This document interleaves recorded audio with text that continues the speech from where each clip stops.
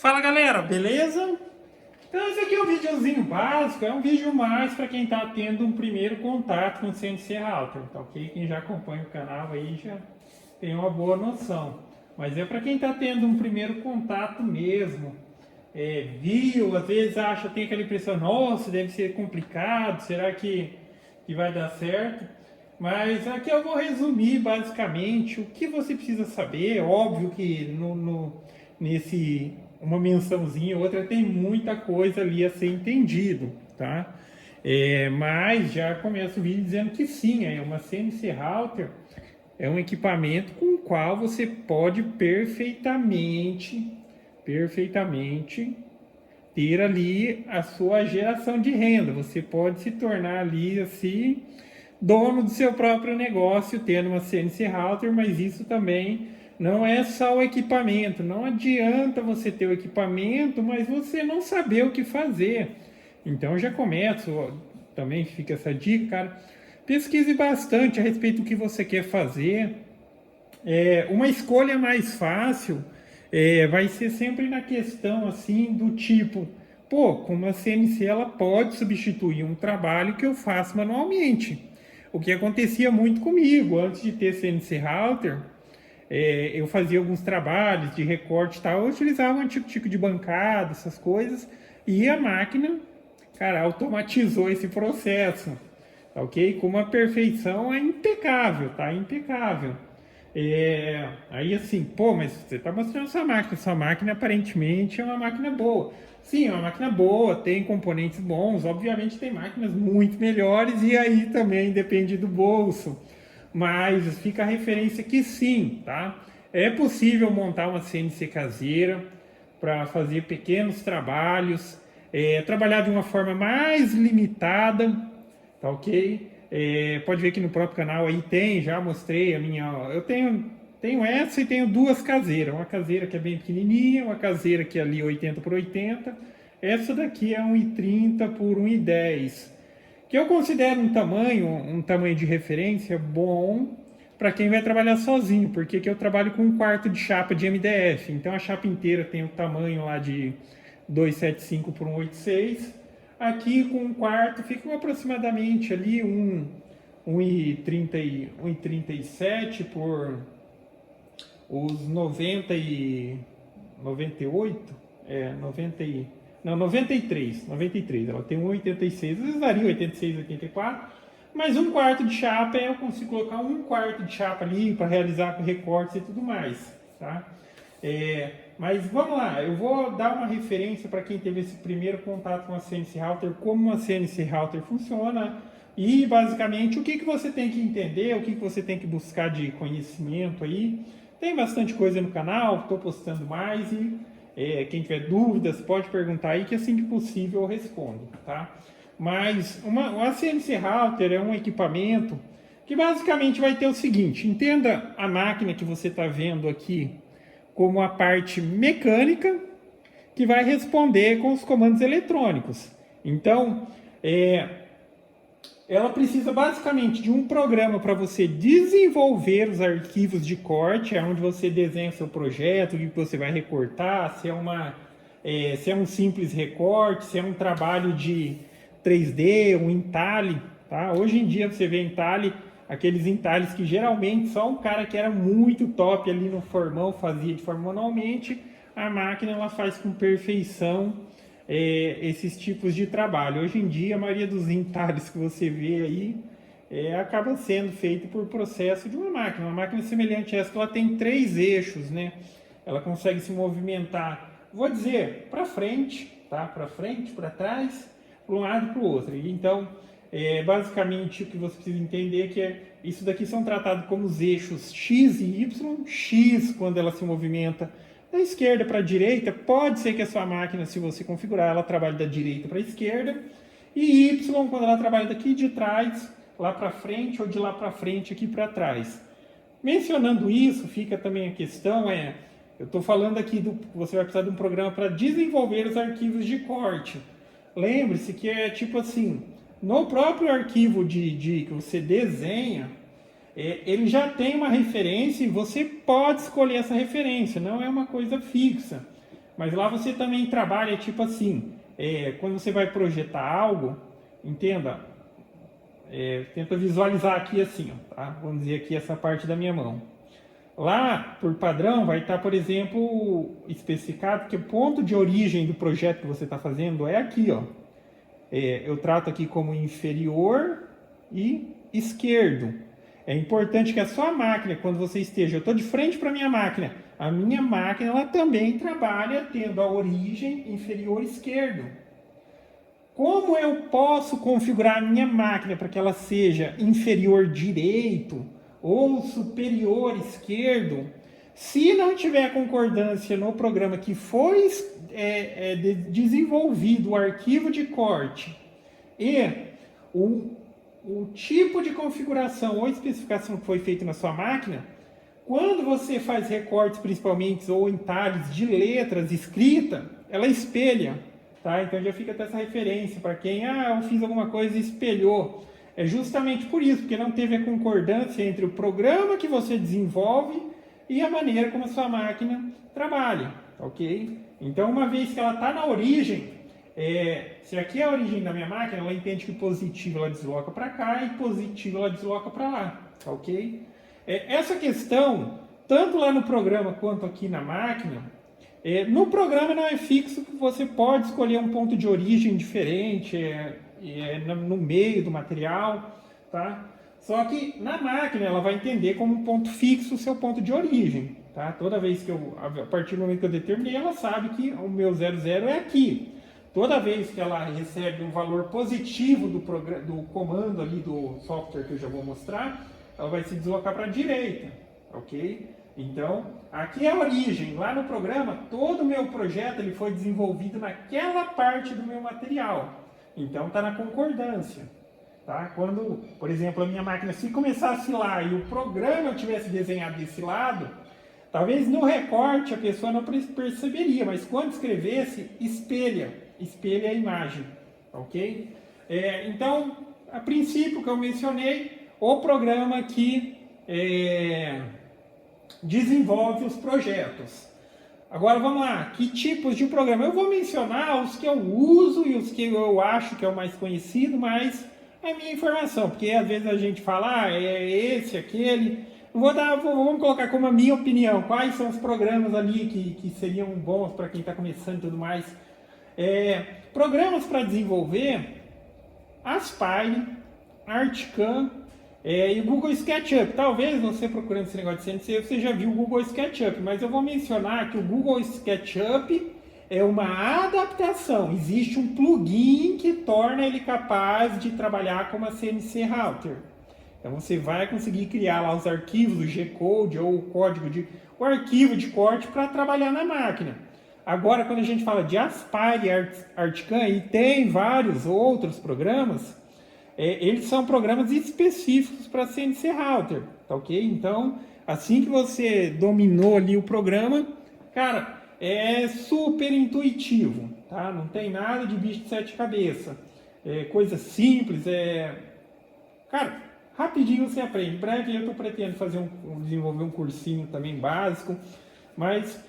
Então, basicamente é isso, tá? Os que eu mencionei. Mais conhecidos, Articam, Aspire. Se você tiver o Google SketchUp e quiser também, o legal do Google SketchUp é que é o seguinte, lá ele trabalha com 3D.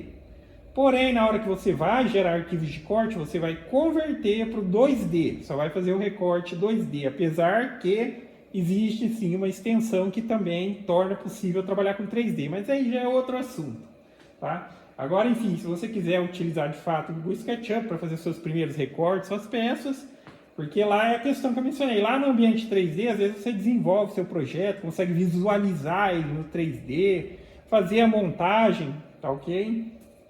Fica a escolha. Programa de arquivo de corte, tá? Aí tem um equipamento, e esse equipamento, essa parte mecânica, essa parte que é composta por motores e driver, ela vai ser controlada por um programa no computador. Aí tem um programa de controle, tá ok? Se você utiliza uma plaquinha já própria para CNC, aí eu vou mencionar um muito conhecido, que é o programa Mac 3. Existe também o Linux CNC, mas eu nunca trabalhei com ele, tá ok? O Linux CNC, que eles vão ser compatíveis com essas plaquinhas próprias para CNC. Então, Mac 3, acho que tem Mac 4, eles são softwares próprios para essas plaquinhas, ou eles são compatíveis com a maioria das plaquinhas, tá? Quando for comprar uma plaquinha própria de CNC, verifique a compatibilidade, se vai aceitar o programa tal. Agora, quando a gente puxa para o lado caseiro, a gente vai falar de Arduino e CNC Shield. Eles não são compatíveis, por exemplo, com o Mac 3. Às vezes a pessoa, eu vi o programa Mac 3, eu consigo utilizar no Arduino? Não, não consegue. Porém, existe ali os programas específicos. Se você está pensando em montar uma primeira CNC Router utilizando CNC Shield, Arduino, tá? Que é bem mais acessível, dá para começar, fica como um aprendizado, mas fica a dica, cara. Se você viu, deu certo, tá começando, engrenando, invista em componentes melhores e assim que possível, cara, abandone Arduino e CNC Shield. Eu utilizei por um tempo, foi útil, mas tinha muita dor de cabeça, às vezes travava, qualquer interferenciazinha, por quê? É uma coisa, tipo assim, é top o que fizeram, né? Desenvolver uma coisa, uma plaquinha tão simplesinha, uma programação que o cara coloca lá, é mais ou menos o mesmo esquema ali, mas eu estou dizendo pelo valor tão acessível que você gasta em comparação com outros gastos, é demais, tá? É demais, mas sim, a partir do momento que viu que deu certo, tá? Parte com uma coisa melhor. Se tiver condições de já pular a etapa de Arduino, cara, pule, tá? Pule. Não vou dizer que a pessoa, eu trabalho com Arduino há muito tempo, mas a pessoa não fala dor de cabeça que teve, essas coisas, e eu tive muito, tá? Muito. Fazia 2, 3 peças, fazia certinho, daí uma dava problema, daí tinha que refazer, tá ok? Não tinha como continuar e tal. Assim que possível, se deu certo, vá adiante, tá ok? Então, para quem pensa em Arduino CNC Shield, mesma coisa, vai precisar de um programa para controlar. Programa mais conhecido, G-Code Sender. Tá? Ele atende perfeitamente a necessidade, programinha super intuitivo, carregou ali o arquivo, óbvio, desde que já tenha feito todas as configurações, só dá um start e começa a trabalhar também, tá ok? Daí fala assim, e a diferença, Mac 3, G-Code Sender? Cara, são as possibilidades que tem ali, possibilidade de continuar o programa, possibilidade de ter uma visualização melhor do que está fazendo e, obviamente, ter uma melhor comunicação, tá ok? Às vezes a comunicação também, ali, a limitação da comunicação entre Arduino e CNC Shield também acaba interferindo, ou seja, de forma negativa. É muito comum ver, quando eu faço um trabalho muito grande no Arduino, trava, dá problema, não completa, essas coisas, é porque também existe uma limitação, já que Arduino não é uma coisa específica para CNC, diferente de você comprar a plaquinha, tá? Então você vai precisar de programas que controle a placa que vai controlar a parte mecânica, que foi o que eu acabei de mencionar aqui, tá? Eu tentei resumir num vídeo, cara, mas nesse resumir, o resumido ali tem muita coisa para se falar, senão fica um vídeo enorme. Então aqui vou mostrar um exemplo prático de uma CNC Router já trabalhando. Aqui é um pedidinho que eu tenho, vou recortar algumas letras. Então basicamente aqui o meu equipamento, já coloquei o material, posicionei o material. Para iniciar qualquer trabalho, aí você traz a máquina aqui, é possível automatizar esse processo de vir para o ponto zero, mas aí já é outros 500, tá? Da forma mais simples, a gente traz a máquina aqui e faz o zeramento de trabalho. Esse zeramento de trabalho, ele pode ser em qualquer ponto do material, óbvio que você tem o conhecimento de como seu equipamento vai trabalhar. Eu tenho conhecimento que a partir do momento que eu colocar o ponto zero, a minha máquina vai partir dali e vai sempre trabalhar assumindo valores positivos para a direita. Então eu não posso zerar aqui nesse ponto aqui do material, sendo que a minha máquina ainda precisa deslocar 1 metro para lá, tá? Então eu zero aqui num ponto do material que esteja compatível ali com o meu projeto. Se fosse uma pecinha pequena, eu poderia zerar ou posicionar o material em qualquer ponto. Zero para dar referência de coordenada X e Y. E zero também na superfície do material para dizer para o programa, já que no programa, quando a gente programa lá, você tem a possibilidade de escolha. Você vai zerar o seu equipamento na superfície do material ou você vai zerar o seu equipamento na superfície da mesa. É mais comum de se fazer o zeramento na superfície do material, tá ok? Dá para fazer zeramento na superfície da mesa? Perfeitamente, tá? Só precisa ter a concordância. Projetou para zerar na mesa? Tem que zerar na mesa. Projetou lá para zerar sobre o material? Tem que zerar sobre o material. Então, no programa próprio para desenvolver, tem essa opção onde você quer zerar. Tá? Eu acho que aqui é mais simples, mas até expliquei no outro vídeo a respeito da questão de zeramento na superfície e na mesa. Mas da maneira como está trabalhando aqui, como eu vou realizar esse recorte, eu coloquei na superfície do material. Então, zero aqui as coordenadas no programa, vou dar uma mostradinha básica ali, e a partir daqui ela vai começar a recortar. Só torcer aqui pro esse tripézinho, não está segurando muito bem o celular. Mas enfim, aqui eu estou na interface do programa Mac 3, tá? Conexão USB. O programa Mac 3, nele eu carrego o arquivo de corte, eu vou fazer esse processo aqui, ó. Simplesmente aqui load G-Code. Eu vou no arquivo que eu salvei numa pasta que eu criei num outro programa, que seria o programa Aspire. Como eu só posicionei ali, eu não zerei. Quando eu clico aqui no cantinho, ó, eu zero as coordenadas para dizer, olha, a máquina está zerada, a partir dali você começa a trabalhar.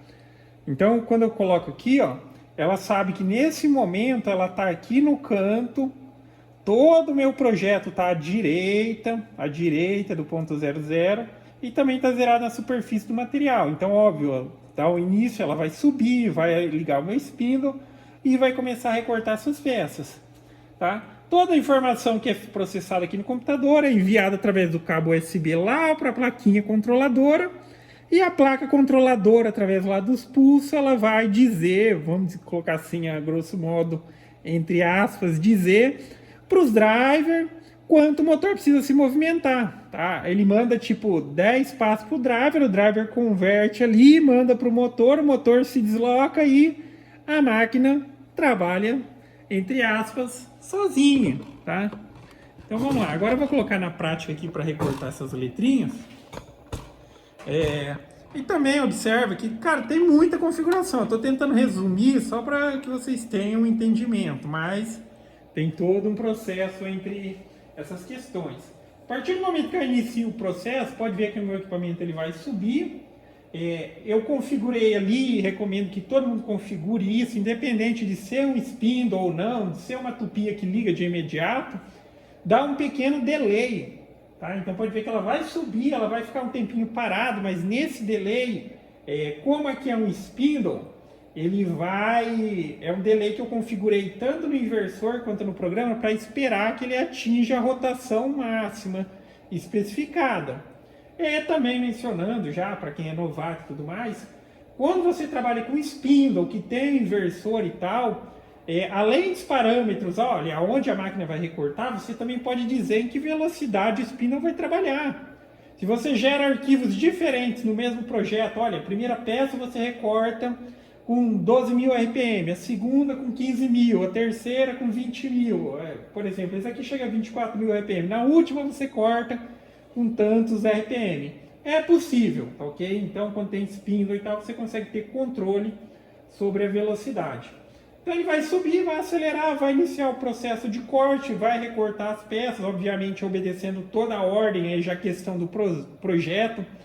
Como eu vou recortar peças simples, no qual vai ter o processo de recorte interno e externo, e eu não estou utilizando tabs ou pontes, que são pequenos pedacinhos de material que a gente deixa para que a peça que a gente está recortando não desprenda do material, aí tem que obedecer essa ordem. Eu vou, recorto o que tiver de interno e depois externo. Porque se eu recortar externo e depois tiver um recorte interno, a peça vai estar solta, vai se movimentar.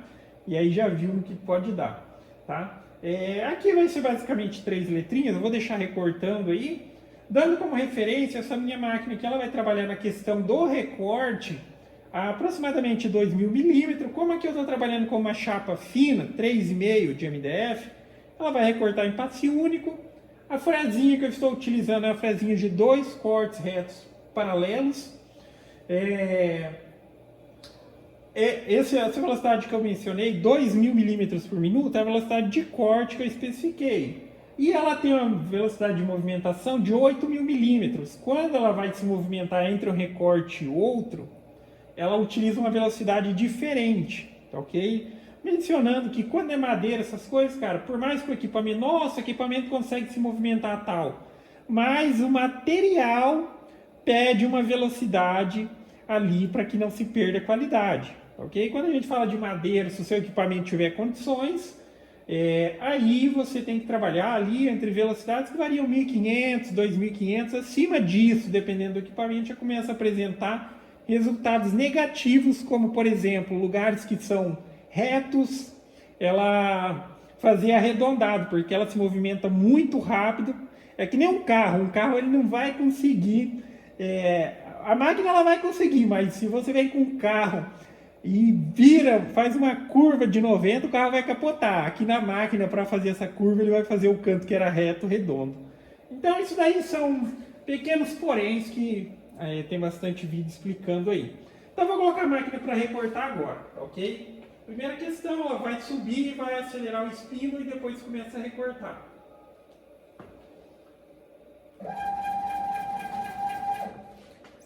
Agora ela aciona o equipamento, mais ou menos um delayzinho de 10 segundos e vai para o corte.